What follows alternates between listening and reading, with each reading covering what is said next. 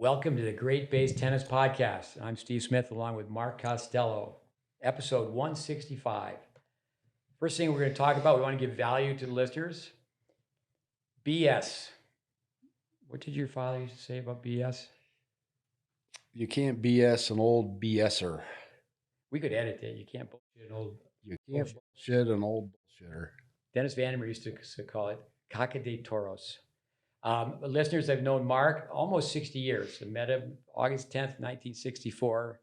My family moved 150 miles south from one small town to the next small town, Potsdam, New York to Casanova, New York. So Mark and I are Hicks, we're not Slicks. So we try to give value. Mark has coached hockey as long as I've coached tennis. One thing that's changed, I think that really hurt sports was residency rules. It used to be you lived in this village, you lived in this town, you lived in this suburb, you had to play and represent where you lived. And then it comes down to the change, and you have people recruiting. When you and I were coming up, wasn't any recruiting. What are your thoughts on that?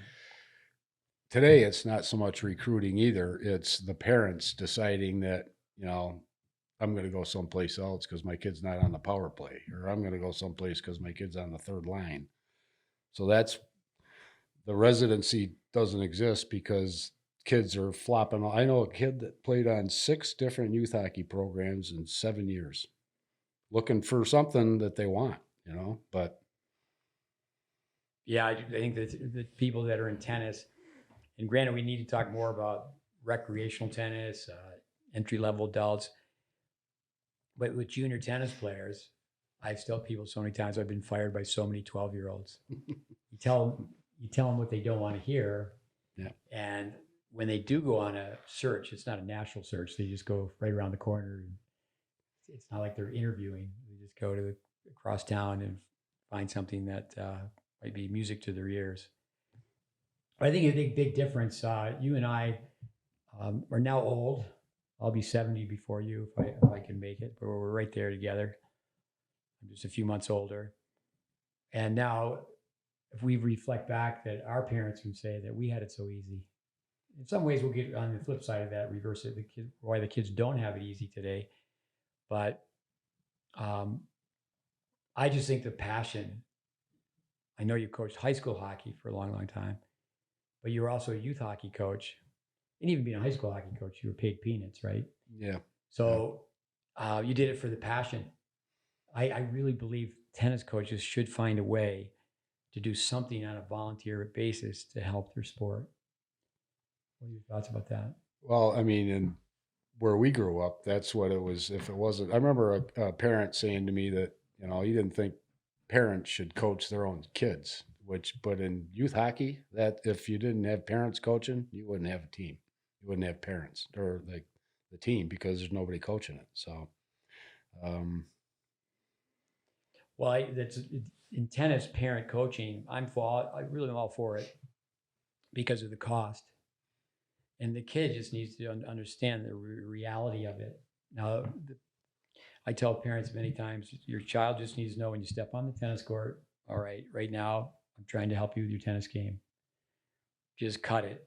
I think what Maria Sharapova said about her father, Yuri, who would scream more than once a day, that I figured out a long time ago, he's for me, not against me. But that's interesting that the parents, we use the term bop and shop. Coming back to BS, Denzel Washington, everything takes practice.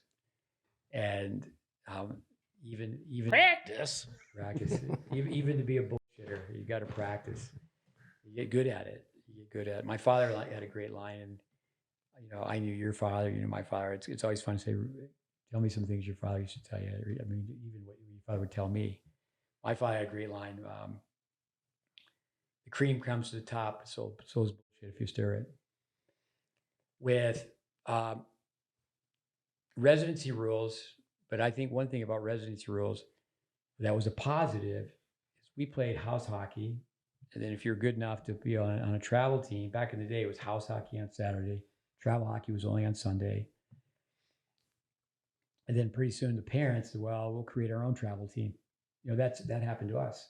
That's what The happens. late Yeah. Dick Sheridan. Yeah. So we'll create our own travel That happened to team. my grandson. He was on a hockey team that had, good numbers, good group of kids. And then the next year, 3, 4 of them are going for looking for the rainbow, I think. So then they didn't have enough kids for a team. For the people in tennis and in all sport, the expression is that the program needs to be bigger than the individual. Program needs to be bigger than the individual. So when you had residency rules, many factors, but one is we don't have pickup sports. We don't have whatever you call it, backyard sports, sandlot sports. We don't have pickup tennis. That's one thing that we in tennis need to try to brainstorm and go, this pickleball, it has been, and I think maybe it's going to be changing, where it's not such a casual sport. It's kind of just, you can play with anybody, and, not being a tennis snob. With the most fun, and it's interesting, great hockey players came from playing shinny. Yeah, just on out there in the ice, frozen pond, or with it's almost like in tennis. I could speak for tennis, and you could speak for hockey. Is that it's almost like it's too structured. Yeah, definitely. I was coaching a squirt team years ago, and we were practicing on an outdoor rink in our village. And I had an appointment that I had to go to. So I told one of the fathers, hey, just go down there, throw a puck out for them and play shinny. They'll have a good time. So I come down there, and this guy's got, 2 lines, the goalie's in the net. They're standing there doing nothing most of the time. And each individual, one guy goes and takes a shot on the goalie, then another guy goes and takes a shot. It was a complete waste of ice time. The kids weren't doing anything. So I showed up and saw that, and I blew the whistle. They all came over, and I grabbed the puck out of the puck box, and I threw it on the ice. I go play, boys. And that's what they did the rest of the night. I just let them play hockey, and they had fun. And they learned their skills, not the technical stuff, but they learned some stuff. One thing with hockey, everything reminds me of something when you said that.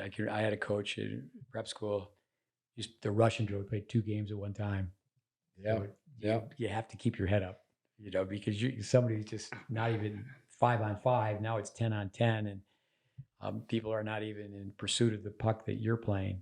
But ice time. I grew up, my father was an engineer, hobby coach. I mean, he was a student of hockey. I mean, Big Jim, he had that antenna on the back of his car so he could go to the top of the county and listen to college hockey games. He had a TV. You could just go in and just turn it. It felt like the whole house was turning, because then it would go right to Kingston, Ontario, and in the village. Hockey night in Canada. Yeah, so we moved south, and we still got hockey night in Canada. Ice time, court time. What do people do with indoor court time? A tennis court is 7,200 square feet. I always tell people, gee, in Russia, I've been in Moscow many times, and one of the indoor courts is just all gymnastics equipment, and they're making athletes on one court. 7,200 square feet is a huge area. Obviously people with the indoor business, they have to make money, and it should be all convertible. So if they need to take that court down and have it be for match play. But just, skip ropes and, hitting tees and portable backboards and just what you can do. But I grew up with the hockey family, and we just would sit around and what happens with ice time? What happens with ice time? What happens with court time? My oldest brother wrote 10 books on hockey. One of them, the first one, was Dryland Training. I have that book. And not much of I used it. My mother would say not much of a plot. But, you go to a hockey rink, and even today, where people rent the ice, which is very expensive. $500 in California for an hour of ice. Wow. Imagine if you're a figure skater. It's $200 where we are. Figure skater, you need the surface for yourself. But you would think that people would say, okay, let's show up, and we'll have an on-ice practice, but then we'll have a parking lot practice. And we're telling people in tennis the same thing. I mean, if I had a penny with inflation, if I had $1 for every time I told a kid or asked a kid, are you doing a driveway workout? We do technical static balance drills in front of a mirror, but do you get out and do drills in your driveway and just repeat it? with, you and I grew up where we didn't have enough ice time. I used the Burton Street Gym for a practice once a week when I was coaching a squirt team. We just, walk through stuff, or we'd, you're shooting, stick handling. But that was a way to get them practicing because the ice didn't have ice availability. So Mark can basically say one thing. It's so easy for us to catch up. I mean, known him almost 60 years and catch up in 60 seconds. I know you all know that when you get together with someone that you've been with a long time. Did I call you Mark? That was a mistake. Don't do that anymore. He calls me Smith. I call it Costello. When he goes to the bathroom, he says, I just have to go take a Smith. But the term squirt, can you imagine the tennis player? I mean, you have to ask the tennis people. People have heard me say this. You're 12 years old, you're finally a peewee, all peewee. And what turned me in, I am in the peewee tournament. I'm going to play in the Quebec peewee tournament, which is a big deal. The division before that is a squirt. Now in tennis, it's just the opposite. I'm running the world-class group. It's become common language within tennis is I'm a high performance coach, and people know I'm a wise guy, and I shake hands. I say, hi, Joe. Nice to meet you. I'm a low performance coach. No, the governing body of tennis in the United States, I mean, since they've been in player development since 87, there's been obviously a revolving door, a lot of different leaders and different staff members. But at one time, it was written, don't use the term beginner. It'll make a kid feel bad. But it's like swimming lessons. Yeah, I'm a beginner, and I'm an advanced beginner. And, I just think that we've complicated it so much. But yeah, being a volunteer, that's what we're trying to do. You asked earlier, what are we trying to do with these podcasts? We give out free content on a daily basis. We've been doing it on Facebook for a long time. And so Mark and I can go back to the listeners and talk about different things. Brain typing. I was introduced to brain typing 30 years ago by Vic Braden. So again, Mark and I, we just pull a name out of the hat, Stevie Pelusio. So listeners, you want to hear us talk about Stevie Pelusio. Who is Stevie Pelusio? ISTP. So on Mark, just going through brain types is our own brain types. I'm a D, U, and B. You've heard of that one? Dumb. But yeah, you've called me that before. But with Pelusio, ISTP, I mean, now you and I both pretty much invented our average, right? Just average athletes. And Pelusio, he's no different than us as far as the look. I mean, he was so small for so long. And just father's Joe, the term, his father's a class guy, right? Not referring to his dad, but Pelusio was like us. He was an average Joe. 5 foot nothing, 100 nothing. And both you and I are extroverts. I like to think of myself as which I've been labeled by an expert, an introverted extrovert. But Pelusio was an introvert.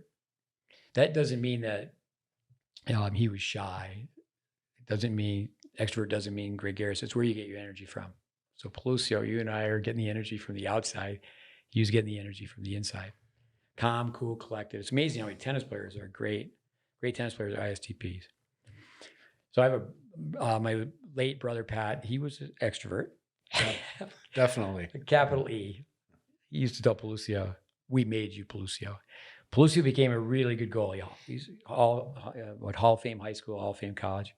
And I'll go through the brain type quickly. In the moment, sensate, where my brain type is just the opposite of his, is intuitive, where Pelusio's in the moment. That's, if you could pick out one preference from brain typing, anybody listening to our podcast should go back and listen to the tennis brain typing podcast we had. So there's positives for both. Intuitives can work. They see, okay, this is what is down the road. If I do this now, I'll be able to do this later. But intuitives get ahead of themselves in the score and start to choke. For Pelusio, just think cross country, which he started late. Hockey started fairly early. Baseball probably started the earliest of the three. Yeah, for sure. But then ISTP is he's a T. He's a thinker. Feelers can think, thinkers can feel, but he's a thinker. Where you and I were feelers. And Yeah, I didn't think much. but no, I mean, perhaps if we weren't feelers, we wouldn't both be. You know, you volunteer work in hockey, might volunteer work in tennis. But I'm a J. I like structure. You're a P, but easygoing, flexible. Plusio is a P. ISTP. But it's very interesting that that is a tool, and that's just what brain typing is. It's a tool. It doesn't put anybody in a box. But as a coach, you know, it's like years ago, Harry Hopman, John Newcomb, and Tony Roach were great players. And Newcomb was an ENTJ, and Mr. Hopman said to Roach, just let him think he's the captain. You make the decisions out there, but just let him think he's making the decisions. And, but why we say made in the driveway is Pelusio having puck shot at him. He just got in the net. I think he was smart. That was a little guy. He figured out that was a way for him to survive. What comes to your mind when you think of Pelusio? The best story about Steve Pelusio involves your mother when we were playing road hockey in the driveway there, and somebody shot the puck and it went through the garage door window. And your mother yelled out of the kitchen window, Pelusio, you should have had that one. My mother, Mark Costello, sitting at the table with me. My mother passed away. Called her BF, her best friend. Is when you cry, how's it go? When you cry, you breathe in. When you speak, you breathe out. So I wrote a eulogy, and I had Mark read it at the funeral. Pelusio, so many stories with, I remember being a thinker, playing street hockey, and that was all we did. We had no ice time, spring break. We were playing street hockey every day, all day. Bird Street. And we can come back to, with parents. I mean, there's just no parents around. You come back to Vic Braden and Vic Braden's vacant lot. So we grew up with the two twins, the Fowler boys. And I think they were 5'8" by the second grade. Maybe they still are 5'8". They were grown men at 14 years old. They never grew another inch and they never gained another pound. They were fierce. But I remember Pelusio, I said, hey, we're going to play street hockey. He said, I don't think I want to play. I said, why is that, Pelusio? He said, the Fowler's playing. I said, Pelusio, I got it covered. I got it covered. I said, Fowler boys will play. We'll just make sure they're both not on the same team. And boy, they would just kill each other. They just beat each other. They would just kill each other. But coming back to Vic Braden, Vic, and we have many podcasts on Vic. We dedicated several to him in the beginning of this. You've heard me talk about Vic Braden, fantastic human being, world class, what he did as far as studying tennis. But he was ABD, all but dissertation. He wanted to prove in getting his PhD in psychology that you could help a child more, on the court, basketball or tennis, on the field, on the pitch, whatever it's called. And they turned him down, and he turned his back on academia. But he had a TV show called Vic's Vacant Lot. And Mark would know Barney Hagen very well. It was Barney Hagen's van. It was on ESPN. It was a short-lived series, but when the show came on, the cameras rolled into the Vic Braden Coto de Casa tennis facility, and Barney Hagen's van, which I lived in, traveled 1 year playing tournaments, another year traveling around watching people teach tennis. And it was appropriate. It looked like a tennis ball. It was yellow and it had two white stripes with but yeah, when you think about people from the past with the brain typing, John Neendagel's book, you should look at it. You can go to his website, braintypes.com. He goes through athletes from the past, and then athletes from the present. Goalies. Pelusio, someone that I should stay in touch with. I do have a memory. I sent him a note. You worked with his brother, Richard, Dick Pelusio. Everybody loved Dick Pelusio. Recently passed away. And I sent Pelusio a text, and I sent him another text. And I don't really talk too much about Bill Cosby anymore, but I had read all his books. But back in the day, we'd listen to his albums. And Cosby had the skit on Noah. So Plusio was Noah, and I was the Lord. Noah, how long can you tread water? It just makes me wonder if Plusio would remember that. It's just interesting what people remember, what they don't remember, or what they want to remember. No, that's With back to Hamlin, or to Hamlin. You and Hamlin are the only two people I really in touch with from way back when, elementary school. And I know you're, still living right there where we went to school. So obviously you run into all sorts of people. But with Hamlin, something we could touch upon with parents and advice. Well, Mark Hamlin and I went to watch the movie with Walter Matthau, Tatum O'Neill, John McEnroe's first wife, and Bad News Bears. Yep. Casanova, New York, we come out of that little old movie theater. And Mark had spent time working as a volunteer coach. All these years, Mark has been in tennis forever. We connected years after I started, and he got into it. Now, I mean, he's been in the game. I've been in it almost 50, and he's 45. So this father asked Hamlin, those little kids say, "Hey, coach," and Mark was a helper, assistant coach as such a young guy in his 20s. And the father said, "What do we think you should do what should we as parents do for our son, Tommy?" Tommy's standing right there. And I'll never forget what Hamlin said. Obviously it's been said throughout generations of hockey. He said, "Next year, make him buy his own skates." What do you comment on that? Yeah, if I wasn't buying my own skates, I'm sure I got started with the Smith used equipment. Go down in the basement and find whatever fit you. That's what I wore for a few years till I earned my own money, mowing lawns or whatever I did, and I bought my own first pair of skates. No, we did have a basement just filled with hockey equipment, and my brother Mike, when he wrote a book, the first one, he didn't dedicate it to anyone. And I had no problem giving anybody and everybody a hard time. So I gave him a hard time.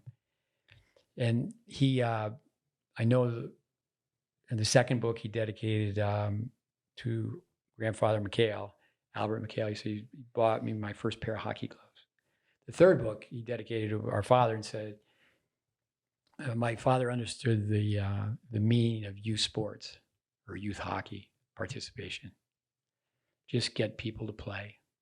But back in the day, certainly in Casanova, you're around, kids were wealthy. I certainly wasn't a silver spooner, but even the wealthy kids back in the day, when they turned 16, got jobs. Yeah. And then also too, that you had to earn money to buy equipment. I remember we'd buy our own skates, but like when I went to camp, you would pay for 50% of the camp. That happened? Tam I went there for 1 week on my own bill. I had mowed lawns and stuff, so I was able to go to camp for a week. Never been to hockey camp before. It was a great experience. Tam I had to go to Tam. Now you can go across the street pretty much anywhere. If there's a hockey rink in town, there's some sort of a clinic or something, or hockey camp. No, being from a small town, being put on a bus. And I understand that, where parents today, there was always bad news, but now there's instant news. Yeah. And just remember, going through, like say, the Syracuse or the Buffalo bus depot and looking around going, whoa. Off on a tangent, I remember when Mickey Mantle retired, my father and my oldest brother were big Yankee fans, and I was called Stevie. Stevie's never seen Mickey Mantle play, so I was ushered off to New York City to see Mickey Mantle play. And I came home and all I talked about was, there's people sleeping on park benches, things that you wouldn't see back where we grew up. But with, you say one thing when it comes down to, I think when I went to hockey school, I remember the first time I was there for 2 weeks, and my mother, who got into real estate, she sold a house, called me up and wanted to know if I'd stay another week, and I just loved it. And I know you went for 1 week, but a couple of people went for 2 weeks, but they left after 1 week. And I wanted to stay longer, so I was just thinking, definitely from a strange family. Everybody's here and they want to go home. And Not me. I I want- want to stay there. I want to stay. But those experiences, traveling on a bus. As a hockey kid, you ride on a bus. I think with a tennis kid, parents should be well aware that when the match is over, they're not riding home generally with teammates. If parents in the U.S. were to know what goes on in Europe, I've been in places in Europe where the parents can go, but they don't take their child. The child goes with the group. They go as a team. That acronym team, everybody accomplishes more. But that is a problem that we face in tennis. But coming back to it, something that we've talked about forever is that the individual is bigger than the program. It should be the program is bigger than the individual.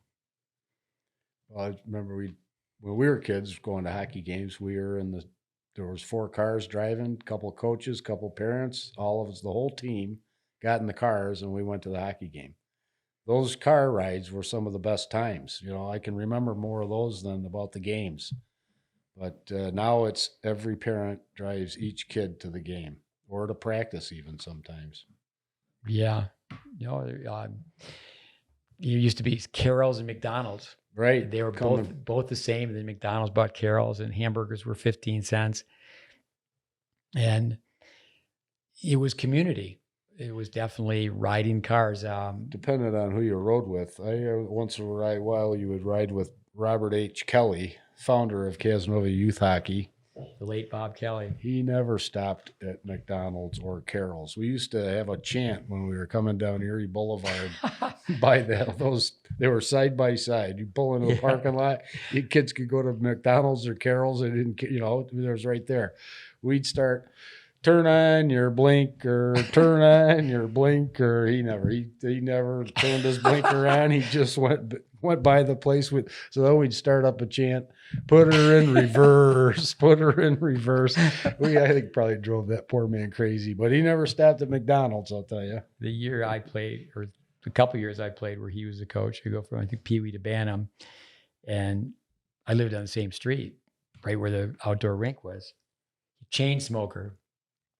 And back in the day, we never heard of such a thing as passive smoke. But happily married forever, lived a long time. Everybody thought he was going to die because he was a chain smoker. He lived forever. 89 years old. So it was Caleb Sullivan and Steve Scaife. Scaife. Yeah. We played with some scarves, right? Up at Oswego. Yeah, hockey. Scarves for Oswego, Scaife for Kaz. Yeah. So I was the smallest. I was on this travel team. And the only reason I was on the travel team is I was on skates years before other people were. Because, there's a big difference in 150 miles that you were saying earlier before we got on the podcast, where you only knew what was going on locally. You had no idea what was going on globally. There was just no communication at that level. But this Mr. Kelly was so dedicated is that every Sunday he would just take the 3 of us. We were good enough to play for the Syracuse team. We'd go to Buffalo or Rochester. And we would just go early and come back late, But yeah, just the dedication. I certainly have a lot to say about hockey and tennis, and having grown up in a different sport and having been in tennis all these years. Residency rules was one thought. How about rules with no checking? What's your thought? They stopped having that at 12 years old. They've ruined my game. Yeah, your game. I couldn't do anything else but check, So I had no fun playing the game in those days. But they didn't have that happen. When we were younger, you could check. Oh, you could do anything. We had fist fights in high school hockey. You get 5 minutes and get back out and go play. It's like, nowadays they throw you away and give you another game, and you kicked out of that game in the next game. Yeah. So. In tennis, I remember a young Canadian, pretty good player, instead of shaking hands, I won't tell you his name, but he's a very successful lawyer now, but he went up and he punched the kid instead of shaking hands. And he was out of tennis for a year. And, they made arrangements where he came and spent quite a bit of time with me when he was and he couldn't play tournaments. And actually, it was a very much a positive for someone in this particular case, just as well that take a time out from tournaments. How about games played? When you and I were kids, I went off to prep school where you could play twice as many games, but high school hockey, you could only play 18 games at one point. 18 games plus playoffs, I think. Yeah. Where the Canadian kids were playing 60 games. You know, our listeners from a tennis standpoint, you think about match play. How many matches? What's your match count? Today, kids don't really call up other kids and play sets. And kids don't call up adults and play sets. And I really think the responsibility of a tennis director or the front desk or the tennis director oversees, you know, I know game arrangement is probably one of the toughest jobs in tennis, but I think that's really gone away too. And it's really become cliquey, and, you know, people are just such small groups, and it doesn't really promote growth. What comment do you have on that? I'm blank on that one, Smith. You blank. Can you even tell me what the question was? You having a senior moment, Costello? With people playing sets. So the question is, I've had my share of senior moments on these podcasts, is when the kids are really young, do you think it's a big deal to play as many games as possible? Or no, because you're not getting your fundamentals really. I mean, in hockey anyway, if you're playing a game, you know, you've got a certain amount of time on the ice. And in practice, you're always on the ice. I mean, I always kept everybody moving. That was my goal. Was I don't want kids standing in line. I want them moving, doing something. And in a game, you got kids sitting on the bench. You got 5 guys out there playing, and they touch the puck literally in a game. They might touch the puck for 10 seconds. You know, they don't. It's not. So practice is better. You got the puck on your stick all the time. I know my brother used to talk about this, like the Swedes, you know, and they've produced so many great hockey players, a 10-to-1 ratio, 10 practices to 1 game. Vic Edwards in tennis, who coached Ivan Gulagang, 4.5 hours of practice for 1 set, and give them an equation, give them a formula. But now I think it's so difficult for young tournament players, junior tennis players, to find people to play with. So it is a case-by-case study, but I do think in hockey, this is a question for you. Hockey's, everybody can skate now. When I first went with you to Tam O'Shanter, that was the first time, really for most people in hockey, were figure skaters around the ice teaching us how to skate. And I always tell people those are the people I learned the most from, as far as, you know, who could help you the most is the figure skaters. But with hockey, the skill development is, you know, ice time. What you're saying about like during the game, like, you know, the kid, they just go to hit a backboard. Like at the end of the day, how many balls have you hit? And, you know, when you play a match, 70% of the time, the ball's not in play.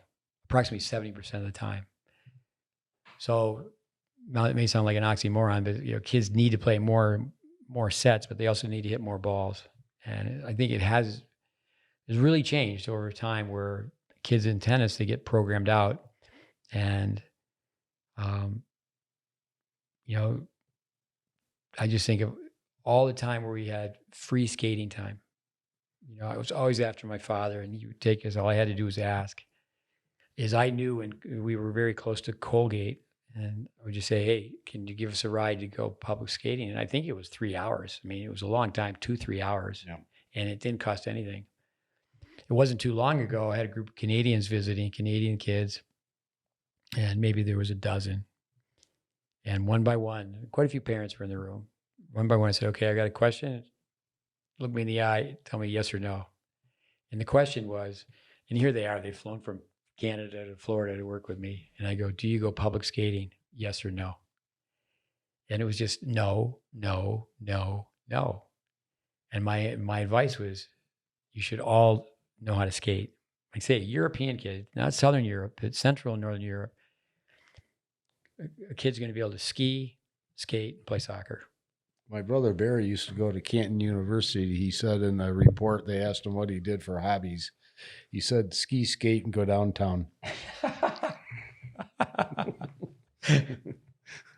Was downtown downhill? Downtown Canton. I don't know, man. That was I remember writing a paper at a Catholic school, and it wasn't taken well. His listeners, Potsdam, this were Clarkson colleges, 10 miles away is St. Lawrence. High school's a rival, the colleges are rivals. And there was a Shell station. And the people from Potsdam, it was on the way to Canton, it would say Shell, 10 miles. Is all the time they're taking the S down, it said hell, 10 miles. And I wrote a short story about that in Catholic school, and was not taken lightly. it was wrong. They told you that's not the way to hell. Yeah. With Costello, with playing collision sports, we talked about hitting. How many of the kids as the years went by in hockey had played football? We talked about football last week, Lombardi. And I think that people that are really into the junior tournament coaching would go, okay, I get it. I understand why we need to talk about football. I understand why we need to talk about Lombardi. But as you went on, how many of the kids played multiple sports? When you and I started, everybody did, yeah. So I played 3 sports. Wasn't good at 2 of them, but the later stages only they more specialized, and hardly any kids played 2 sports or 3 sports rather. A lot of kids still played 2 sports, but the three sport athlete was a very rare deal. With but again, the collision as we went on. I mean, the kids, when you first started coaching, the kids who played little Pop Warner Pee Wee football, a little bit better as far as going to the corner, being a little tougher, or did that fade away? Or I think a lot of it just because of the way the game went. Yeah, they've taken a lot of the collision out of hockey. I guess even at the lower levels, especially at the lower. They kind of teach you to rub the kid off instead of smashing them into the boards. I prefer smashing them into the boards, but those days are gone, I guess. So, old time hockey. Well, Costello's telephone skills are better than mine, but it doesn't mean they're that good. Mine are not good at all. I had to have Yvonne turn my flashlight off. But that photo of me skating, I'm like 10 years old with my head down, and you love just bringing that back up. I love it. I can't believe I didn't bring that down to you. I gotta with the critiquing it with the head down, one hand on the stick. I think you thought you were pretty hot. Yeah, I can tell you one time in Canada, it was Barry Watson. I remember he was a Tam-O-Shanter. Yeah, I remember him. Yeah. His father ran the place, but he elevator ride. He made it to the NHL. I mean, if you played one game in the NHL, it's kind of like, I mean, if a kid can play 1 ATP matches. I mean, coach, a lot of kids have been top 10 in the NCAAs, and they certainly haven't played 10 matches on the ATP tour. But anyway, I was chirping away, and I spent a lot of time on the ice, and I was telling the kid I was playing defense what he was doing wrong. Barry Watson said, "Hey, kid, it's kind of like that thing. Don't throw stones if you live in a glass house." He goes, "You're so bad." He goes, "Don't tell anybody what to do. Just, it's kind of like the Herb Brooks, the Mike Ruzioni, you got so much to work on in your own game, something like that. Like, just focus on what you have to be able to do." With Mark Costello, it was great. We went to the Stanley Cup playoffs. And for our listeners, for tennis, I bring up Martin St. Louis all the time. Overtime goal, game 6. Yeah, we can talk about that. But when I bring him up is that he has a great quote. It's easy to be the hardest worker. Being a hard worker is a choice.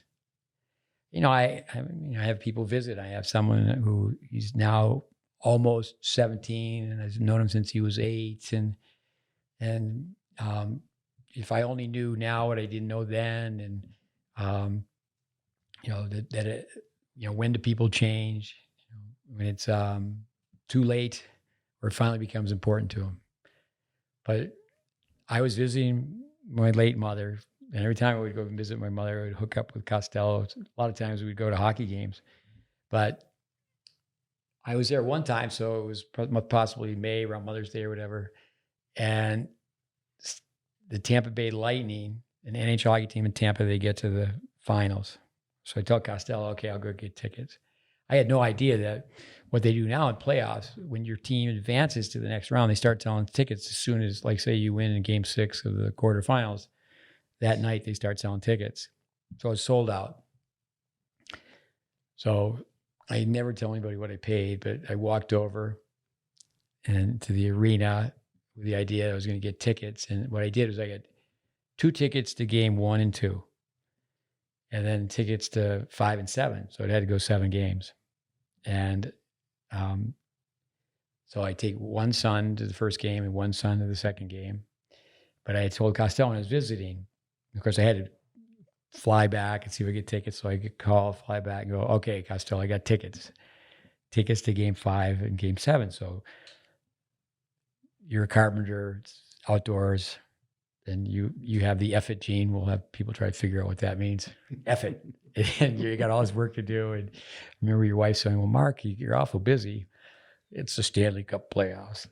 They come back to, you mentioned Bob Kelly before, but I'll write that down here just to know Bob Kelly. So Costello flies down, and we don't know if there's going to be a game 6, let alone we didn't know by the time you bought the ticket there would be at least a game 5, right? Yep. So you come down, and Tampa goes to Calgary for game 6, and Tampa has to win to come back. So there's a game 7, and there's a refund, and I don't care about a refund.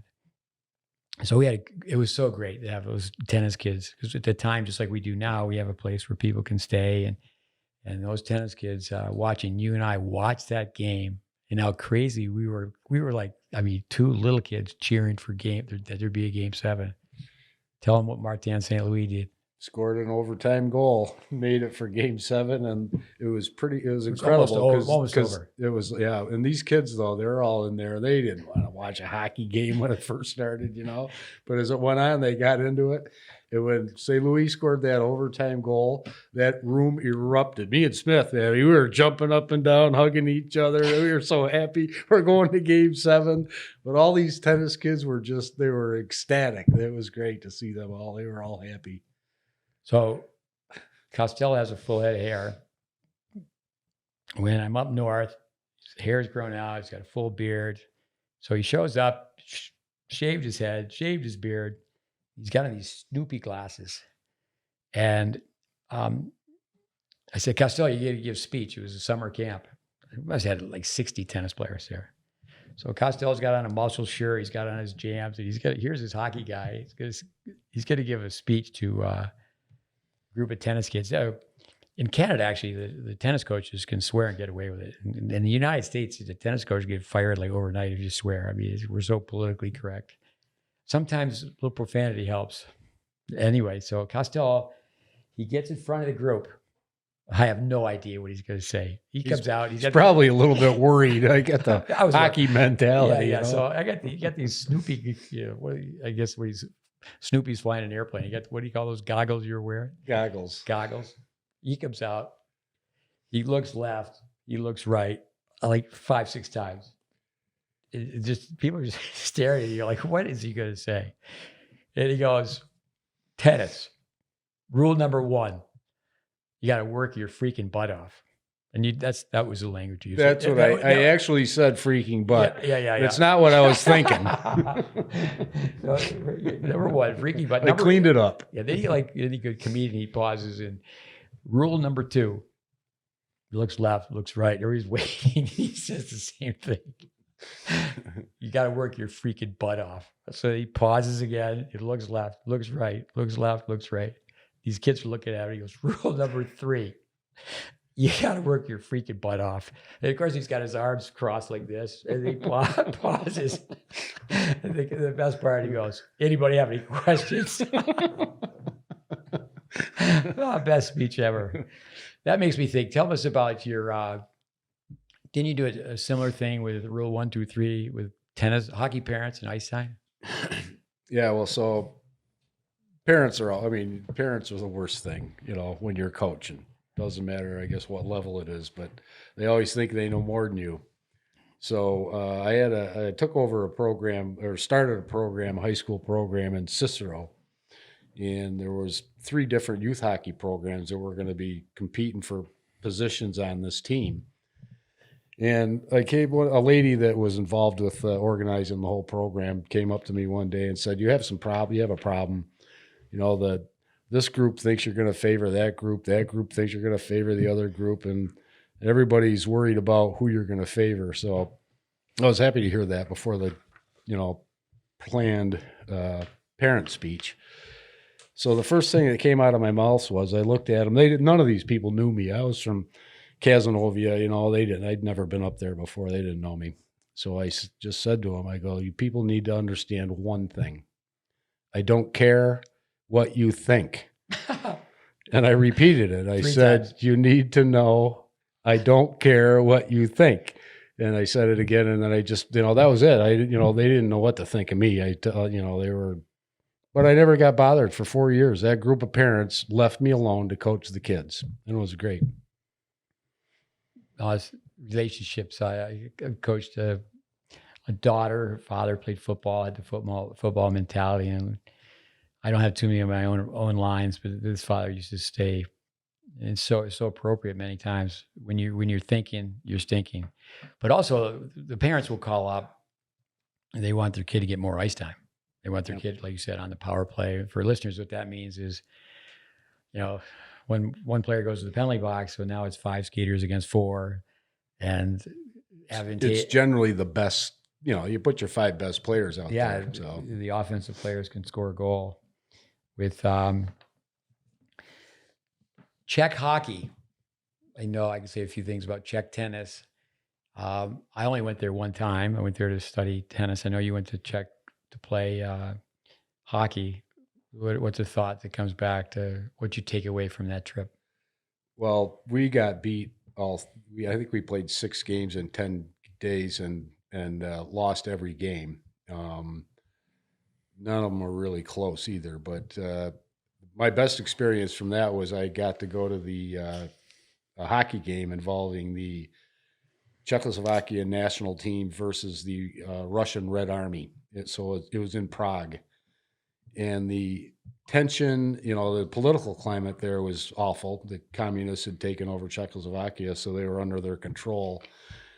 And the tension in that rink was incredible. I had never been to, the best hockey game I ever went to in excitement was the Tampa Bay Lightning winning the Stanley Cup. The most just intense, the people were, you could just tell they wanted to win that game so bad. The whistling, Europeans whistle when they boo. It was ear piercing when the Russians came out on the ice. And that Czechoslovakian team beat them 3-2. They were dancing in the streets. I mean, this was in 1975, I believe, 5 years before they were dancing in the streets in Lake Placid, and it was for the same reason. They beat the Russians. That was cool. With Yager, number 68. 1968. Yager, that's why he wore 68. Yeah. People, the story is just amazing. I was telling a group of people today that the USTA years ago did a research project. What's one thing that tennis players have in common is they come over with some type of conflict. They're small. They had a late start, a bad start. They didn't have the funding. They had to overcome something, and not from a hotbed of tennis. Just so many different things. But with Czech tennis, a lot of people would agree with this. Is that that's where tennis is taught the best of any country. I think people would mention Spain, go back to Australia. The reason why, there's so many reasons, just like we talked about, why don't kids play outdoors anymore? Why don't kids pick up sports anymore? But one thing in Czechoslovakia is tennis. For the longest time, it wasn't an Olympic sport. Drobny won Wimbledon in 1954, and he defected to Egypt. So a lot of people, when they look at it from a historical point of view, they don't remember that he was Czech. Just like Martin Hingis is Czech, and Martina Navratilova is Czech, and like the Roger Federer's wife is Slovakian. It used to be Czechoslovakia, and now that's changed. Now they're 2 different countries, but that tennis was suppressed throughout the Iron Bloc, throughout the Eastern European countries, because it was an Olympic sport. But the Czechs never let go of tennis. And also, too, I think we're talking about Stevie Pelusio. Just go back and the ISTP, humility. The Czechs, they don't draw attention to themselves for the most part. And it's a sport. The first time I ever saw a group of tennis players play tennis soccer. I like to tell people my fault first. We tell our listeners to the coach every day play a little bit of serve and volley doubles. With you sitting at the table, that's just like pass the puck. You don't have to get the puck over the blue line and dump it in. The people who don't know hockey, you get the puck, you dump it in. Well, now the rink's 120 feet. Is that right? 180 feet. So you the tennis court's 120 feet. So fence to fence. So you dump it in and, okay. So there's no immediate threat for them to score, but you gave the puck away. And then, tennis kids, they don't serve and go to the net. They serve and stay back. But I do think, the tennis soccer so we tell the kids to play serve and volley, one bounce doubles, everybody just crash the net. But to put a ball out on the court and say, okay, let's see you just keep the ball going back and forth with your feet. And, again, I understand up north, especially where tennis court time is expensive. 7,200 square feet of heated and lighted space. I've never been in that situation, but I can only imagine being an owner of a facility like that. Like, whoa, we have to pay some bills here. You just think of 7,200 square feet, heated and lighted space, and two people playing singles. That doesn't generate a lot of profit. But yeah, the Czechs, it's just amazing the success they've had. And you think of a country of 10 million people, but also too is the exposure. In some ways, it's like the country is one big city. You get on a train. A lot of those small European countries. We're here in the United States. It's coast to coast. It's 3,000 miles. I mean, hockey's exploded, but it's still not really played in majority of the country. It's only still played, around cities, big cities, in the cold belt. Even in the Northeast, the small community hockey teams are disappearing. It's all become more of a, the big city, multiple team type things. The smaller communities can't, get the numbers a lot of times to keep a team going. With the locker room and tennis, I tell parents and they look at me. I'll go back to one thing about parents. This is a hockey joke that I've shared with tennis people. I learned it by attending a hockey banquet. Where's the best place to develop hockey players? Orphanage, no parents. Just okay. Clever enough to take hockey out and say tennis and just make it a tennis joke. But with parents, the communication with coaches, when they turn 18, they want to communicate just with a player. And I know some parents that their kid doesn't even have their own. The parents are reading the kids' text messages and reading the kids' emails. And I understand, okay, there's a certain reason to do that. But the communication with the parent and the coach, it has to get to the point where it's the kid and the coach. But coming back to the locker room, tennis kids grow up with no locker room. So would you say you coach high school hockey and youth hockey, and parents should realize in youth hockey that the parents come in. We just had someone here for the second time. They have a son who's just about to turn 6, so he's a young kid. And I was telling the dad, in hockey, if you have a 5-6-year-old playing, as the parent, you go in the locker room, you tie the kid's skates, and then the coach says, okay, all the parents out. But tennis kids grow up with no locker room. So is it sacred? You hear, what happens in Vegas stays in Vegas. It's that line. But whatever happens in his locker room happens in his locker room.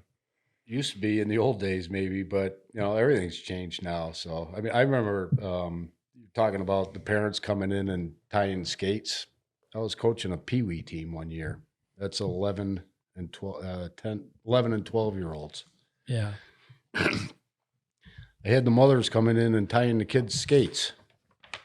I said to one mother, "Do you dress them in the morning for school and put his sneakers on them?"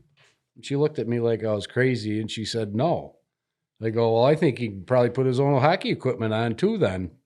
You know, I mean, that was the stuff you have, you know, I get to a certain age in hockey anyway, it's locker rooms closed. You know, the parents are not allowed anymore, you know, but it takes a while to get them out of there too. And then she realized, oh my God, I'm like dressing my 12-year-old. Yeah. Now, coming back to brain typing, so I'm an extroverted feeler. People don't really think of that when they watch me operate. I don't have to be in control. I don't have to be the ENTJ who can, how's it go? Cannot not lead.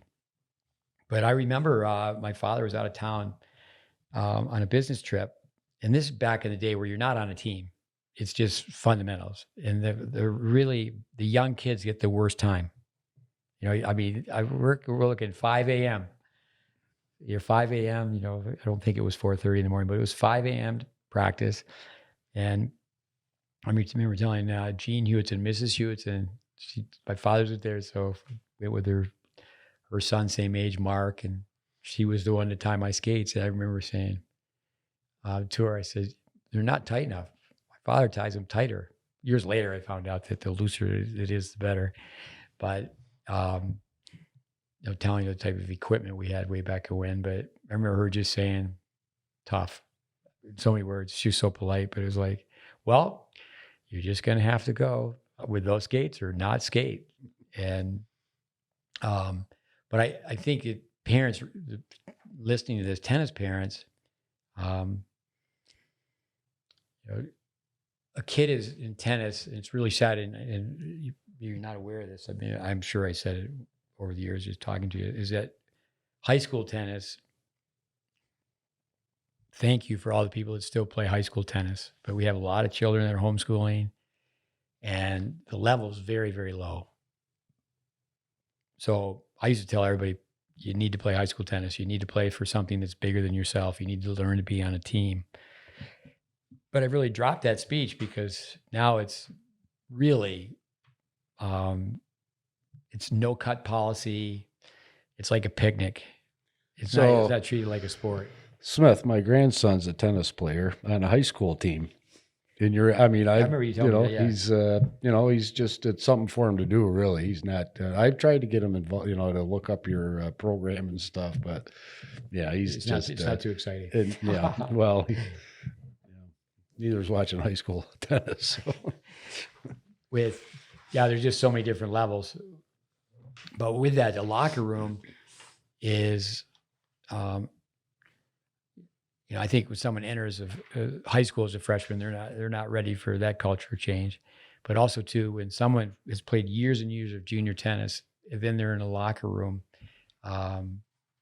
it's a totally new experience. So we'd like to think that we really condition people, and we've had literally hundreds. And I think of my students, I mean, it gets into really thousands of kids that have been developed to play college tennis. And, but yeah, my question is, does it stay in the locker room? A little profanity, are you throwing, you can't, throw a F-bomb, throw a chair. I one time, great story about, I was upset with my team's performance, went in the locker room and picked up a garbage can and dumped it out all over the locker room floor and threw it down on the floor and said, "You guys are playing like garbage." And this kid, my captain, starts giggling. and I looked at him. I'm sure like I was going to kill him. And he said, "Sorry, coach. We learned about recycling in class today." So timing's everything, but, so you had the one coach who said, you guys are playing like 10 pounds of shit in a 5-pound bag. Yeah, that's right. Yeah. Yeah. Yvonne's writing that down. He's going to edit that. That word comes from store high in transit when they used to ship fertilizer. But hey, I learned something today. Yeah, there you go. I learned that from an Aussie who was Dave Squire, who was pretty comfortable with profanity. But no, the political correctness. In the hockey world, as a youth coach and a high school coach, had to. I one time was told by a parent that the only thing the kids were getting out of my speech in between periods was how many times I dropped the F-bomb. So I had to clean that up,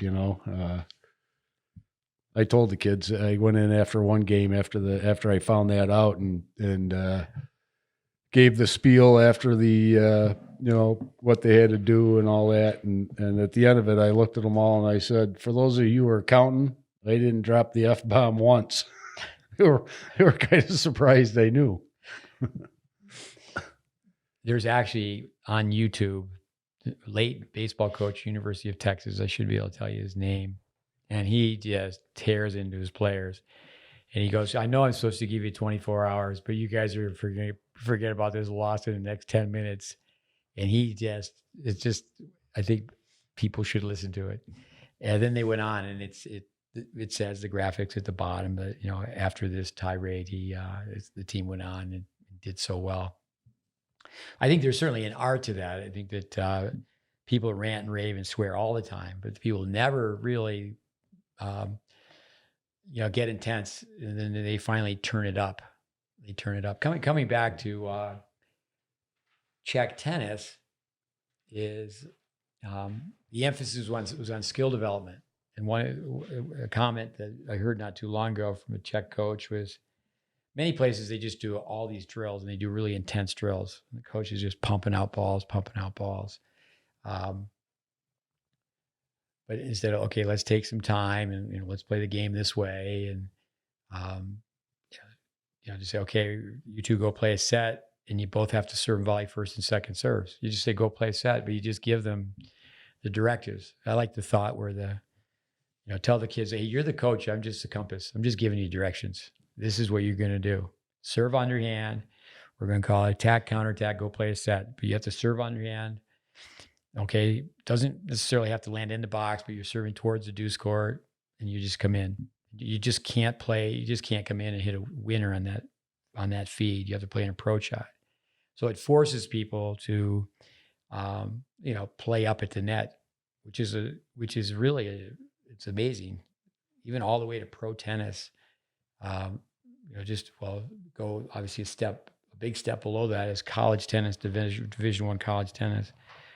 3 teams of doubles. It's a safe bet that only one of the 3 teams now has players that actually serve and volley. I told a young player who's been ranked 1 in the U.S. She was here not too long ago, and I go, "Do you serve and volley in doubles?" She said, "Most of the time." And this young kid that we've coached has a Czech name. It is a Czech, but they're father is raised in Ohio. It's on our podcast, Rob Krychek, and then his son, Austin Krychek. He's number 1 in the world. That kind of stops me in my tracks. Not many things. I mean, when I used to talk to Mr. Hopman on the phone, that was like, whoa. Dealing with Vic Braden, Dennis Van, these were famous people, but I just, I didn't really think, okay, this is, I wasn't kind of in any type of awe or shock by that, but he's number 1 in the world. And just how does that happen? How does that happen? And so many things have to go right, but really in the end, it's just perseverance. I think in a lot of sports, it's overcoming adversity, whether it's in a championship game or, you're always going to run into adversity, and you have to find a way to get through that. Perseverance, same thing. Yeah. We've had so many of these podcasts. I mean, that's where we put this course together, Tennis Intelligence Applied, and I thought young coaches would watch it several times, 365 clips, 1 a day, 5-minute clips, basically. Bill McGowan. I was working for CompuTennis, and we were training parents how to train. And there was world-class players that would come in. This one particular time, it was Peter Fleming. And it was in Dallas, and tennis was really booming at that time. So it rains, and Bill McGowan had played at Trinity when two guys that were top 10, Brian Godfrey and Dick Stockton. They put a piece of paper on the door, the yellow line paper. They played a set a day, and they just put it on the outside door. And it's obviously not 100. One guy didn't win 100 sets. It's back and forth. They're really good tennis players. They practice 4 times a day. They practice with the team. One of their other practices was just hitting serves and returns. One of the other practices was just playing the set. But this was getting up in the morning, getting before class, practicing before practice, and practicing after practice. It's 4 practices. They both were top 10 in the world. So anyway, Bill McGowan, I had these young guys assisting me because nearby I ran this program where you get a college degree nearby Dallas. And Bill McGowan said, let me tell you a story of adversity quotient. Is how much can you take? And he said, that's just what they did. They just did that. Another player played in the same conference. Trinity used to be in the Southwest Conference. I have that right, our fact checker. It's really changed. All the conferences have changed. But Harold Solomon, we made a video for his grandson not too long ago, and he was top 5 in the world. I think 5'5", 5'6", small guy. Bud Collins, the late commentator, called his forehand the Solly Slop. And, the way he played, he was the moon baller, arcing high and deep. His father made him hit 3 times a week, had hit 1,000 balls a row. Misses at 999, he has to stop. I just love asking people questions. And, but with Solomon, that adversity quotient, how much can you take? And but he went to college. He said, I know because of my size. And also too, is that he said, well, people didn't really believe in how I hit the ball. And that really pushed him on, not to have people believe in you. That's adversity. And then with, he said he knew he had to do twice as much. You mentioned, with going to those Stanley Cup playoffs. Work ethic. Craig Conroy from our hometown in Potsdam, New York. To this day, 99.9% the only kid who's played in the NHL from Potsdam. And I was at a funeral and I asked Huey Hewitson, who had the rink in the neighborhood, and Conroy's generation, way after us, right? And I said, how did he make it to the NHL? He said, that's easy, shovel the most snow. In other words, who's out there when it snows? Who's out there first? Get the snow off the ice. And with Costello, give me a question on our podcast. You asked me why we're doing it. We're doing it to try to improve tennis teaching. I'm not sure if we're having much success with improving tennis teaching. I hope so. We are. I would say that we've gone from using terminology from where you and I grew up. Snowball. We used to be a snowflake. Now we're a snowball. We'd like to be a snowman. To be a realist, I don't think we're going to be an avalanche. Tennis needs an avalanche, though. As far as teaching people fundamentals.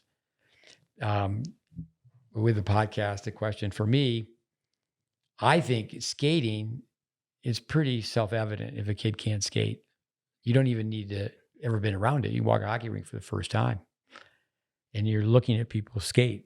You can know if they can skate or not. Same thing if a kid can't swim. They look like a drowning fish. But in tennis, anything goes. But don't you think that most people realize that you have to be able to skate? I'm not a good skater. I was self-taught and I didn't do a good job of it down on Burton Street Rink. So I've got horrible skating technique. I've obviously improved over the years because I've been on the ice so much and have, tried to learn how to do it properly. But yeah, it's if you can't skate, there's no sense playing hockey. Yeah, I think listeners, I tell people, and that's, people don't know, like, where do I come from? I think that's important to tell people why you are the way you are. But where I come from is that if you can't skate, you can't play. And for me, if you can't hit the ball, you can't hit the ball. But in tennis, and our listeners, and appreciate people listening to these podcasts, when crummy plays crummier, who wins? Crummy wins, but they don't know they're crummy. They think they're good. but they beat crummier, so they don't know. And it's kind of like in your world, if someone's only played house league hockey, I mean, there's just so many different levels of hockey. You know, my kids, it was not by design. I took them public skating to become athletes. I had no intention of them playing hockey, but they were on hockey rinks. They said they want to play hockey. I said, okay. So the first year they played hockey, I called up, being early, I called up in October thinking, okay, they're still playing football. And I said, well, I'd like to sign my kids up for youth hockey. And they said, it's already started. I go, what do you mean it's already started? And actually it was a blessing because so they couldn't be in hockey that year. So I just put them in all these skating classes, And, you know, little kid hockey, they were Reed Martin, Malcolm Gladwell, senior moment. Malcolm Gladwell wrote the book, many books, but he wrote the book Outliers. I think it's the second chapter that kids that in Canada, age 5, they're born in January or February. first quarter of the year. Yeah, that they definitely have a leg up over the same kids that are born in the calendar year, and then they get the most ice time, and not necessarily people think they get the best coaching, but they just get a more intensified program. But the Canadians for the longest time, but hockey, I didn't ask this, I want to get back to it, but hockey, I mentioned everybody can skate in the NHL. I mean, everybody can fly. That wasn't the case years ago. So that's really changed. Now in tennis, I don't think, and you hear people, the game is played at such a much higher level. I remember hearing Vince Beatty one time say, well, there's a lot of things that we could still learn from old school players. And, the racket, in fact, they played on grass courts, and they played on grass courts that couldn't be covered when it was raining, and then they played on spikes, and they just didn't want the ball to bounce. But you have people playing on the tour. I would say in this country, Francis Tiafoe, Taylor Fritz, Tommy Paul, all great players. They've all been definitely in the top 20. It might be wrong to say Tommy Paul. I'm going to guess, but they're all way up there, way up there. Maybe Fritz for sure has been in the top 10. Tiafoe, I think he's been in the top 10. They're great players, but they're all pretty shaky on the backhand volley. And it wasn't dealt with early on. And, but I think that was, there's certainly people who lack skills who make it to a real high level in hockey.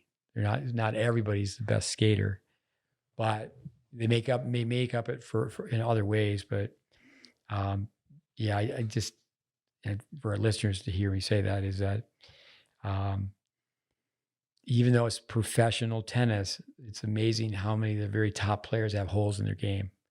But with that being said, I don't think the word warrior is necessarily appropriate because it's really not war. I think we do that too much hyperbole, too much sensationalism, comparing sport to war. But they are fierce competitors, and generally physical specimens. And it may just be through physical fitness. It may not be through size, but there's people that in tennis, their ball striking skills could be so much better. But in hockey, these days they say you have to be able to fly. My son, when he was 6 years old, he played hockey for 2 years. Now his fall was coming, so I said, "Hey, we got to get you signed up for hockey." He says, "I don't want to play hockey this year." I said, "What?" And I said, "Why not?" And he said to me, "Because I don't like to fall down and I don't like to be cold." How old was he? 6. 6. He didn't play hockey that year. He didn't want to play. I didn't make him play, but he played the next year. And he's 40 now and he's still playing. So that's great. And it is cold. I mean, I have so many hockey stories. Here's a great hockey story for you. This doesn't happen in tennis. So I have a brother, Matt. I used to call him Phil. He was actually really nice to me. So I always tell people I have 3 sets of parents. My 2 sisters had no problem telling me what to do, and I have 2 other brothers that had no problem telling me what to do. But brother Matt was pretty easygoing. So I take his puck, And now I could lift the puck, and I flip it up over like a 6-foot snowbank. And he's got to outweigh me by 100 pounds. And he has me on the ice, bareback, shirt pulled up, rubbing snow on my face, slapping me around a little bit, rubbing snow on my stomach, the pink belly. Those things gone away. And a guy, you know well, Dave Rydell, right? Dave Rael, yeah, it worked for him. So Dave Rydell skates up, and I go, oh, yes, this nice man is going to save my life. And he says to my brother Matt, who's on top of me, I mean, I was just trying to breathe. And he said to him, is he your brother? And Matt goes, yeah. And he goes, okay. He skates away. He skates away. So it's like I did live through that one, but yeah, I've done some dumb things with hockey. But collision, contact, non-contact, we have that net, the barrier. With dry land training, you mentioned that. Do you have kids do practices on their own off season like they do in cross country, or no? Suggest, I mean, always, give them stuff to do, and that's how you improve off season. Work hard, work, and I always tell the kids, you're playing football, play football. That's great, but you could take time to do, shoot some pucks or do something to get better. Yeah, no. If kids are playing another sport, even right in the middle when they're playing sports, we give people all these routines to do, and they don't do them. How's it go? Spent my life saying the right things to the wrong people. People can come visit here, and I can ask them 50 questions. 50 questions. And it's not to make them feel bad. Are you doing the skip rope routine? No. You're doing the mirror routine? No. You're doing the cone routine. We have a great routine up against a wall where you just have to trace the swing. You put your racket right against the wall for a forehand volley, backhand volley, power line on the serve. And it should be okay. Let's go 5 minutes on technique and 5 minutes on the physicality. I mean, it'd be nice. Okay, let's jump it up to 12 minutes, 15 minutes. The Royal Mounted Canadian Police, I think it's 7 minutes and 11 minutes, but you can do whatever. But you just stand in one place.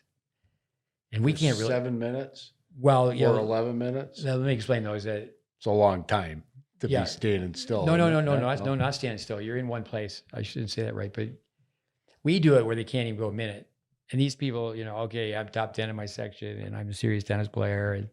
And can you run in place with your knees going up high for 1 minute? They can do that. They say, now do a minute of push-ups. And it's not a matter of, every other one, we go back to the running because they're not fit enough. And so you can go, different exercises. But the 1 minute of push-ups, 1 minute of squat thrusts. The Canadians were near where we grew up, burpees. Same thing. The row a boat. You're on your fanny, you bring your knees and your chest together. You just do 1 minute of it. So you can get kids, okay, let's do a 10, 12-minute workout. The shadow swinging, some of that stuff can be done. It's okay, how long does this take? And I tell parents all the time, you're busy, you're coming home from work, and get up, set it up in your garage, set up a tripod. We for a long time, a couple of years, we had an idea of daily monitoring program, and we wanted all these kids. We have a network of coaches. We have coaches all over the world, especially here in the U.S. And we wanted the older players to be like motivating pen pals. What's a pen pal? Somebody you've never met, they're on the other side of the world. You write them a letter, they write you a letter. I think that's gone away. But so, okay, become a practice pal. And it's free. It was on an app.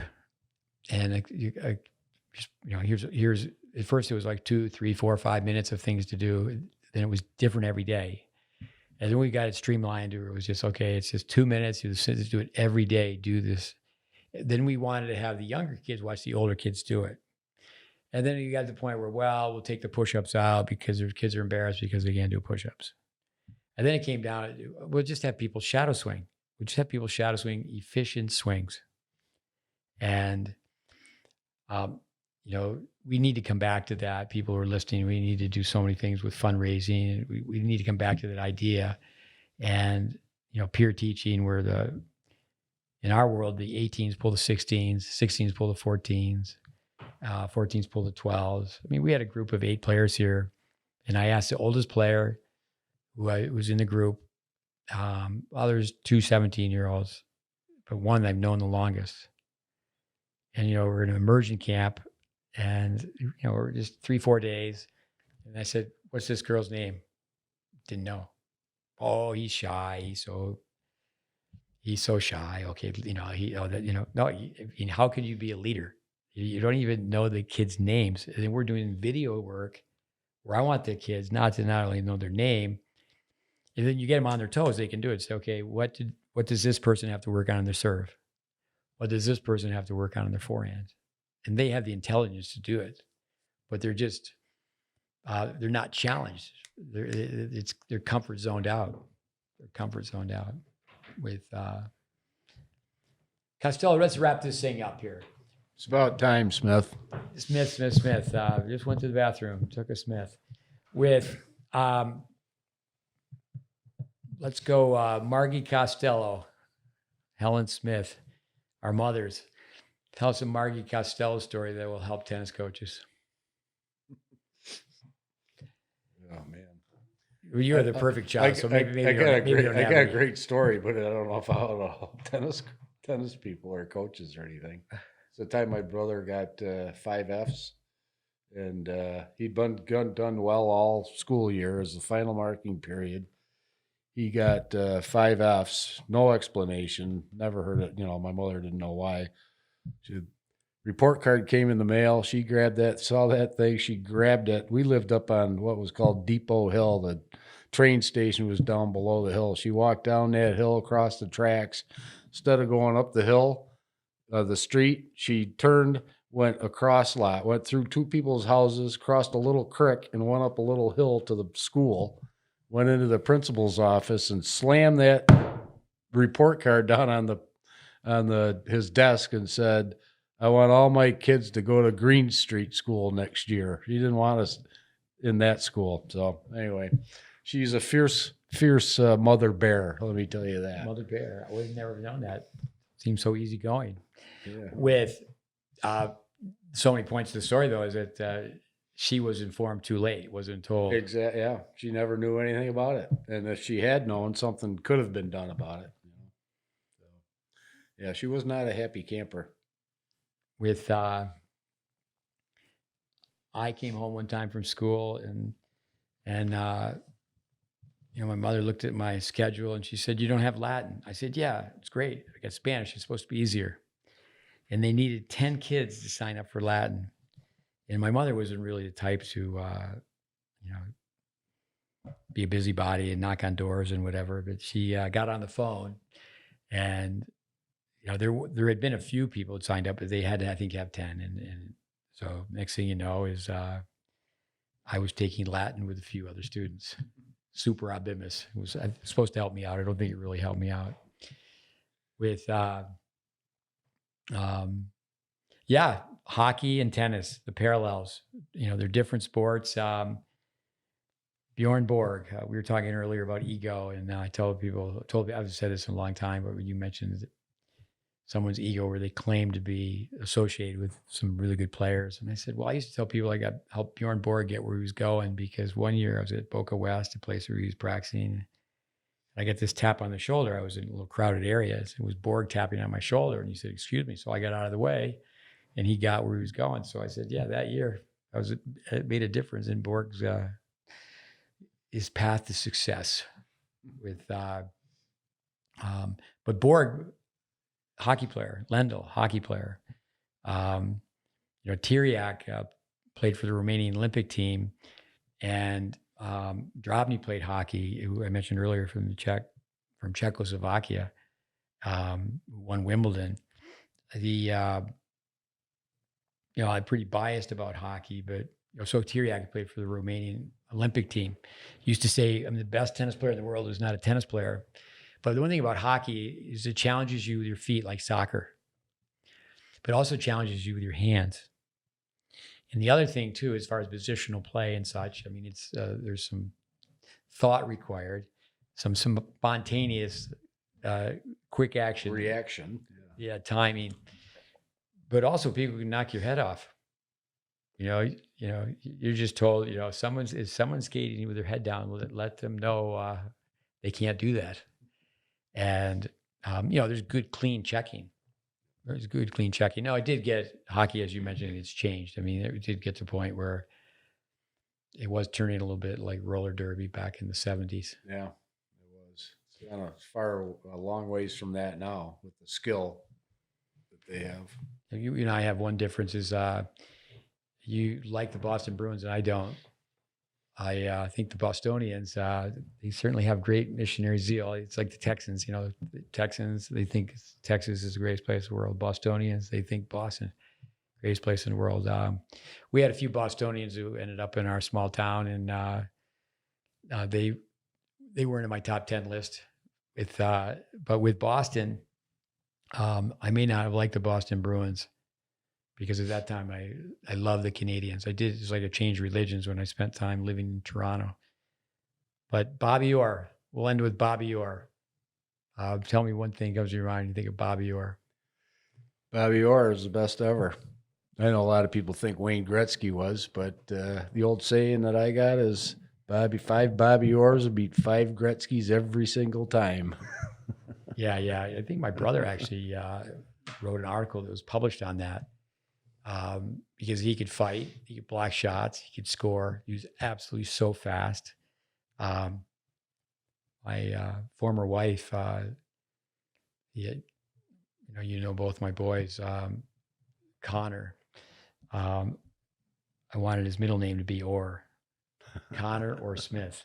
That didn't get approved though. With listeners, Bobby Orr is a fantastic hockey player. I was taken to meet Bobby Orr. That would be like a young kid being taken to meet Roger Federer. I was at a hockey school in Toronto. Bobby Orr is from Parry Sound, Ontario. I'm taken to where he's running a hockey school in his hometown. And Bobby Orr spends all his time with us. And I mean, he was only 19. I was 13. And he was at 19, like, this is the guy. And Bobby said, "You bring your skates." And I didn't bring my skates. I left them at the hockey school. And he said, "Oh, next time." There wasn't a next time. But that's where, can you imagine some kid, Roger Federer says, you want to hit some balls? And he says, no. But why would, the greatest of all time, I heard, Hockey Mind, maybe a philosopher, a writer, author, a scholar, a lawyer, Ivy League graduate, go on and on. He went to McGill as well. Ken Dryden. And the curse of the Bruins. With great goaltender. I remember watching him play at Cornell. With Ken Dryden, I think for our listeners, this is the greatest of all time. A lot of people,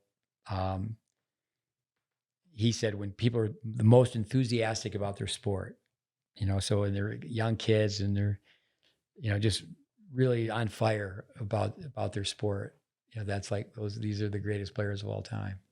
But I think that's actually a little bit of a problem. But with Bobby Orr, I always tell people when we're talking about the greatest of all time, I said people would never, and we're going over 50 years ago since Bobby Orr played, basically. He had to end his career with his bad knees. But people in hockey would not say Bobby Orr could not play in today's game. I remember spending time with Rod Laver, and I had met him several times, but I really was punch drunk from exhaustion. I'd been doing this clinic in El Paso, and I'm traveling back, or I'm traveling to the U.S. Open, and he was going to the U.S. Open. So I just walked next to him, and I go, Rod Laver. And, I would have, through Braden, treat the famous like they're not, and the not famous like they are. And I would have just not, engaged in conversation, leave them alone, let them have some private time. But again, I was so exhausted, and I had the shoulder bag, and I had tapes of Rod Laver in the shoulder bag. I'd just been training coaches in El Paso. And I thought I had 2 hours, but I hadn't changed my clock from Texas time, Central time to ETA, Eastern time. So I just plopped down, and the Rod Laver, and he's so humble, like Bobby Orr, and like Plusio, our listeners. Bobby Orr, ISTP, Rod Laver, ISTP. And he said, I couldn't play in today's game. And I said, have you ever been on YouTube? He goes, no, and this is how long ago it was. He says, I got a nephew. I said, you need to go to YouTube, watch you and Jimmy Connors, 1975 Caesar's Palace. Watch that match. Connors, it was a little bit of altitude in Las Vegas. Connors wanted the tennis, and Rod Laver, who's really had been retired for 6 months. Connors wanted the tennis ball cans open. I think it was 3 days, 2 or 3 days beforehand, because that would slow the balls down. Instead, they come right out of a new pressurized can. And it's an amazing tennis match. So I do think that that's the big difference between one big difference of many hockey players and tennis players, hockey people and tennis people. I think hockey people have a respect for the past players much more than tennis. I know that with Federer, he has a Laver Cup. And one thing he wants to pay tribute to Rod Laver and the other players that went before him and others. But yeah, it's amazing when you think that many years ago, like say a Connors, if you're up close and personal and you watch people like that play, is that the level of play that he had, the equipment's really changed. But, Jimmy Connors playing at UCLA as a freshman, I think it was 1970, he'd do okay today. No problem. And, it just comes down to skills. I think of it in every sport. But anyway, some differences between hockey and tennis, some similarities. I really think this way, and I, coming from a different sport, coming from ice hockey, has really helped me in tennis. I mean, I had to change my act, I had to change my language. But last week we talked about Lombardi, and one of our students, former trainees, Mike Larscheid, he's from Green Bay, and he listened to the podcast. And after the podcast, or during the podcast, during that week of the podcast, he went home for his mother's funeral. And our listeners with Larscheid, he's the one who said about the GreatBase curriculum is just think of it as print, cursive, which is going away, but print, cursive, and autograph. And what people need to first do, you could think of Roger and Rafa. Their first names both begin with R. And when they sign their autograph, can you tell it's an R? Their signature. But if you go back to print, and then you go back to the next step would be cursive, and then it's autograph. But when people are studying tennis, it's like they're just looking at YouTube clips, they're looking at highlight reels, and they're just looking at someone's signature, and they don't know the basics. They don't know the shape of the letter R. People don't know the shape of the swing on the forehand.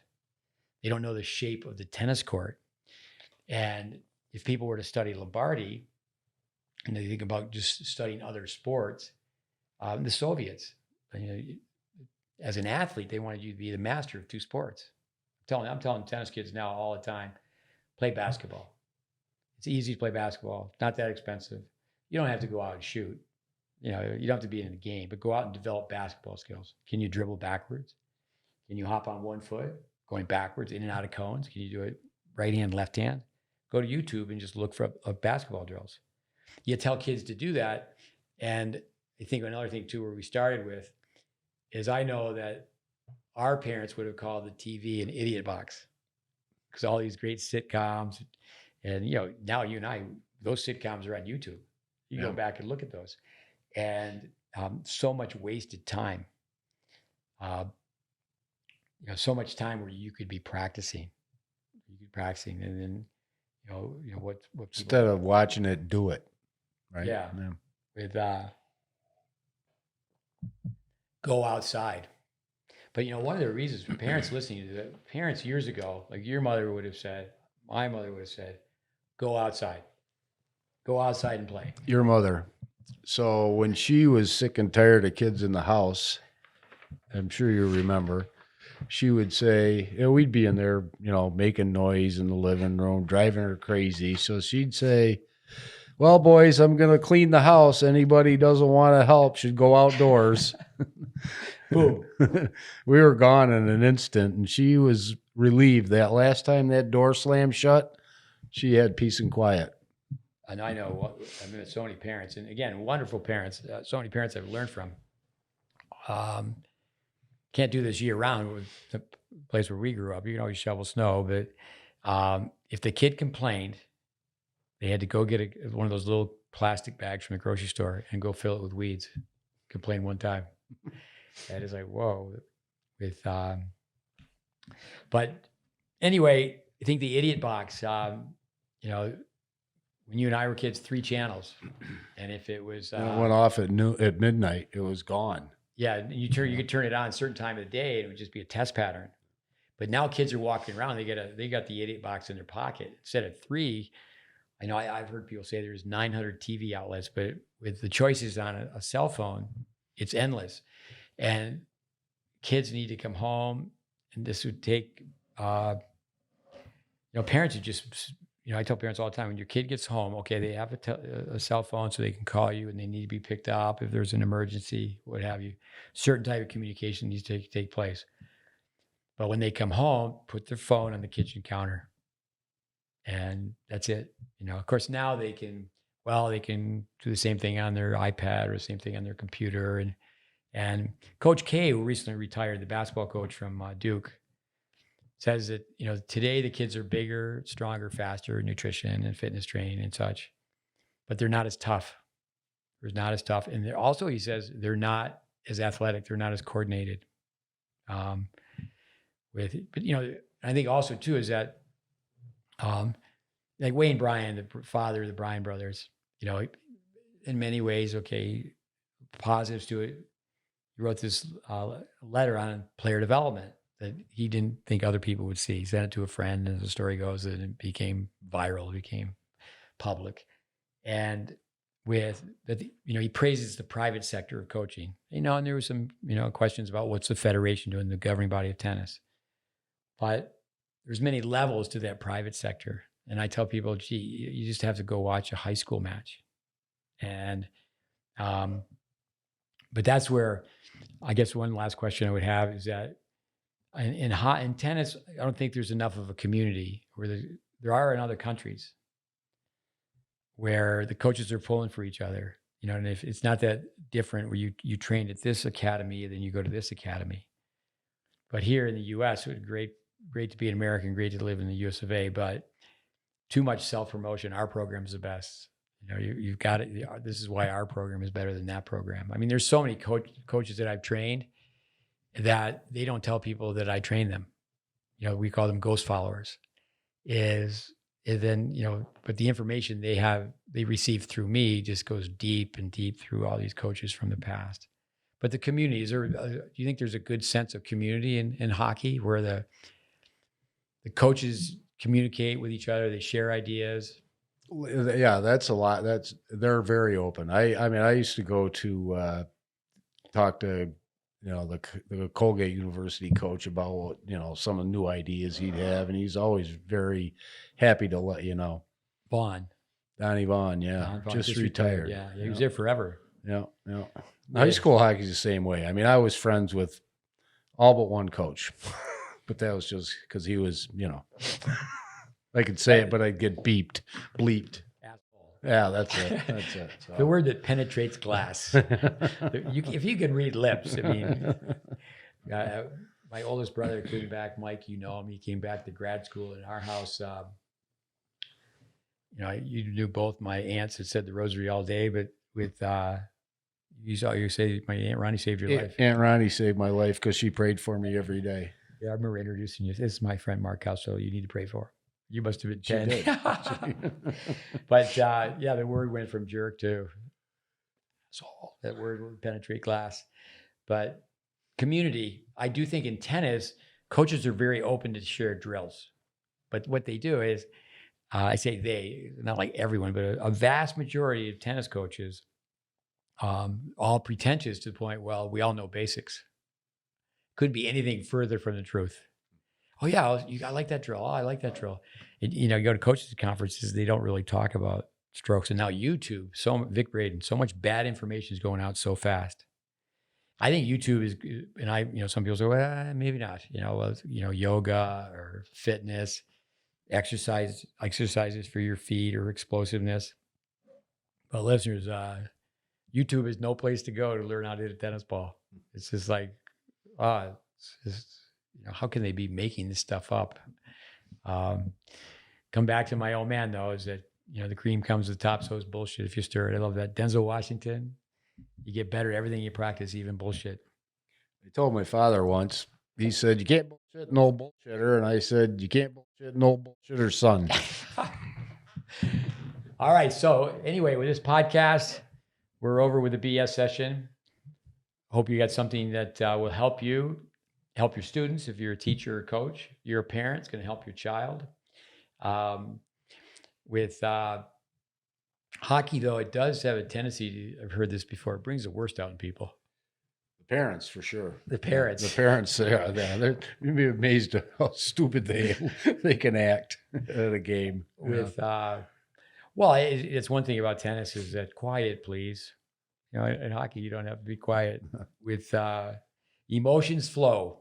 And I think that if someone goes to a football game, there's no one saying quiet, please. In a tennis match, say it's an odd game and you want to enter the stadium. It's an even game, and you have to wait till it's an odd game.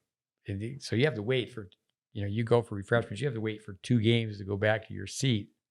And, the F word again, no effing wait does that happen in hockey. I'm going to go sit down. I'm going to sit down right now with keep your eye on the puck. If you go to a game and you're in the stands, keep your eye on the puck because the puck leaves the ice. And anyway, so many things in hockey when you're the way they chant, when they want you to get out of your defensive zone, they want you to get the puck out.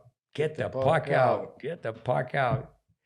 And certainly, you and I have probably been told that before. Get the F out. Lots. Right way.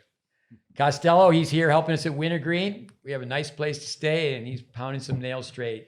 It's great to have him here. And one thing the listeners should know is on a weekly basis, I send him a text message, and I send that text message with some off-the-wall comment that he's going to say, F you, Smith. And he'll follow it by that word that penetrates glass. And it just makes me smile. And actually, that comes back to the locker room. That doesn't exist in tennis. Jimmy Rogers is on our podcast, the Canadian boy from Winnipeg, the chirping, the criticism. I tell kids all the time, when you're complimented, just say thank you.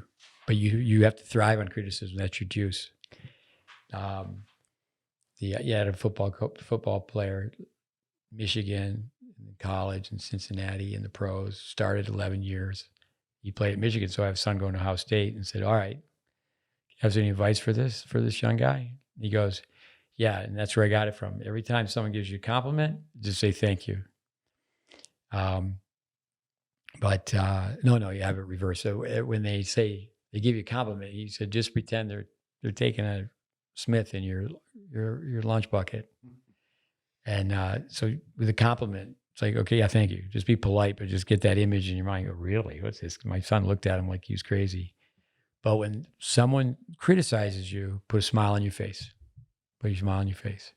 And, these kids in tennis, they turn 17, 18, and then they're unwanted, uninvited. No one's recruiting them. But, you start telling them that message when they're 10. If you're not doing this is what's going to happen. And I think that's one thing about being from a big family is that then as people know, okay, my brothers and my sisters, okay, what did they experience? Now families are so small. But anyway, hockey. Costello, thank you. Thank you. Wave to the camera, Costello. You're so handsome. That's a wrap.